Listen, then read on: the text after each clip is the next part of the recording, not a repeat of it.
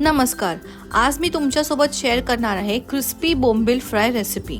आता बोंबील फ्राय किंवा कुठलंही फिश फ्राय म्हटलं तर प्रत्येकाला वाटतं बाहेरून कुरकुरीत आणि आतून सॉफ्ट असा असावा, पण बरेचदा बोंबील फ्राय करताना ते कुरकुरीत होत नाहीत किंवा बाहेरचं कोटिंग तव्याला चिटकतं किंवा बोंबील तुटतात। त्यासाठी आजच्या या व्हिडिओमध्ये मी तुम्हाला काही टिप्स आणि ट्रिक्स सांगितले ज्यानी बोंबील सुपर क्रिस्पी होतात। या पद्धतीने तुम्ही सुद्धा बोंबील फ्राय केलात तर पहिल्यांदा जरी करणार असाल तरी बोंबील मस्त क्रिस्पी होतात। त्यामुळे व्हिडिओ शेवटपर्यंत नक्की बघा आणि चॅनलला सबस्क्राइब करा। चला करूयात रेसिपीची सुरुवात। इथे मी बोंबील घेतले आहे, जवळपास 10 मध्यम आकाराचे बोंबील आहेत। बोंबील ज्या वेळेला आपण फ्रायसाठी घेतो त्यावेळेला त्याला मधून कट करून घ्यायचंय आणि त्याला अख्खं ठेवायचंय। हे बघा, इथे सगळे बोंबील मी असे मधून कट करून घेतलेत आणि त्याला स्वच्छ पाण्याने 2 ते 3 वेळा धुवून घ्यायचंय। आता यातलं आपण जास्तीचं पाणी काढून घेणार आहोत, त्यासाठी एका प्लास्टिकच्या पिशवीवर हे सगळे बोंबील लावून घ्यायचे आणि वरून अजून एका प्लास्टिकच्या पिशवीने त्याला झाकून घ्यायचं। आता यावर आपल्याला एक वजनदार वस्तू ठेवून घ्यायची आहे। माझ्याकडे पाटा होता त्यामुळे मी पाटा ठेवला आहे। जर तुमच्याकडे पाटा नसेल तर लाकडी पाट उलटा करून ठेवून त्यावर कुठलाही वजनदार डब्बा ठेवला तरीही चालतं। हे आपल्याला एक 20 ते 25 मिनिटं असंच ठेवायचं आहे।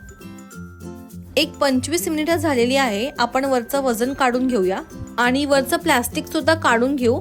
आणि हे बघा, बोंबीलचं जे जास्तीचं पाणी होतं ते सर्व निघून गेलं आहे। हे बघा, एकदम व्यवस्थित सर्व जास्तीचं पाणी निघून गेलंय।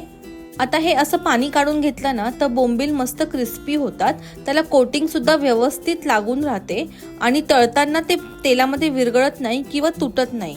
याला आता आपण मॅरिनेट करून घेऊया। ते मी घेते आहे 2 चमचे लाल तिखट, अर्धा चमचा हळद, 1 चमचा मालवणी मसाला, चवीपुरतं मीठ आणि एक 3 ते 4 चमचे कोकम आगळ। कोकम आगळ टाकल्याने खरं मच्छीला चव खूप छान येते, पण जर कोकम आगळ नसेल तर तुम्ही कोकम गरम पाण्यामध्ये एक 20 मिनिटं भिजत घालून त्याला चुरून ते पाणी सुद्धा वापरू शकतात। आता या सगळ्याला आपण मिक्स करून घेऊ आणि आपल्या बोंबीलला लावून घेऊ। मॅरिनेशन लावताना व्यवस्थित दोन्ही बाजूनी आपल्याला हे मॅरिनेशन लावून घ्यायचंय। एकदम व्यवस्थित असं हे दोन्ही बाजूनी आपलं मॅरिनेशन लावून झालंय। आता मॅरिनेशन करून झाल्यावर आपल्याला लगेच बोंबील फ्राय करून घ्यायचे, त्यासाठी कोटिंगची तयारी करून घेऊ। आता कोटिंगसाठी आपण रवा आणि तांदळाचं पीठ वापरणार आहे। अर्धा वाटी रव्यासाठी मी पाव वाटी तांदळाचं पीठ घेतलंय। त्यामध्ये अर्धा चमचा लाल तिखट आणि चवीपुरतं मीठ घालून मी मिक्स करून घेते आणि यामध्ये आता एक एक बोंबील व्यवस्थित दोन्ही बाजूनी कोट करून घेऊ।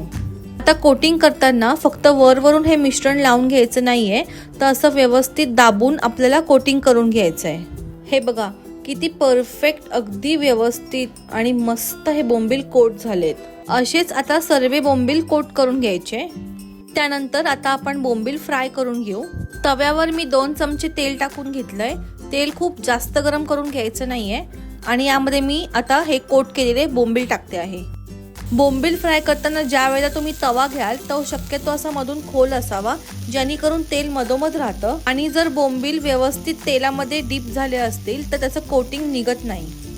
लक्षात घ्या, बोंबील फ्राय करताना गॅसची फ्लेम मीडियम ठेवावी आणि बोंबील जास्त वेळ पलटायचे नाहीयेत। आता हे बोंबील पूर्णपणे एका बाजूने क्रिस्पी होईपर्यंत फ्राय करून घ्यायचेत आणि मग त्याला पलटून घ्यायचेत। आता असंच दुसऱ्या बाजूनी सुद्धा पूर्णपणे क्रिस्पी होईपर्यंत फ्राय करून घ्यायचेत। हे बघा, बोंबील पलटताना किती सोप्याने मी बोंबील पलटते आहे, ते अजिबात तुटत नाहीयेत। आता दोन्ही बाजूनी आपले बोंबील व्यवस्थित फ्राय करून झालेत। कोटिंग सुद्धा एकदम मस्त क्रिस्पी आलीये। त्याला आपण सर्व करून घेऊया। वाह, बघा बाहेरून कसा मस्त क्रिस्पी आणि आतून सॉफ्ट बोंबील फ्राय तयार आहे। वाटतोय की नाही अगदी हॉटेल सारखा? एक गंमत म्हणजे पाणी काढण्यासाठी आपण हे बोंबील पाटाच्या खाली ठेवले होते, त्यामुळे ह्याला पाटाखालचे बोंबील असं सुद्धा म्हटलं जातं। तुम्ही सुद्धा याच पद्धतीने बोंबील फ्राय बनवतात का? मला कमेंट सेक्शन मध्ये नक्की कळवा। व्हिडिओ आवडला असेल तर लाईक व शेअर नक्की करा आणि असेच अजून ऑथेंटिक महाराष्ट्रीयन रेसिपीज बघण्यासाठी चॅनलला नक्की सबस्क्राईब करा। थँक्यू।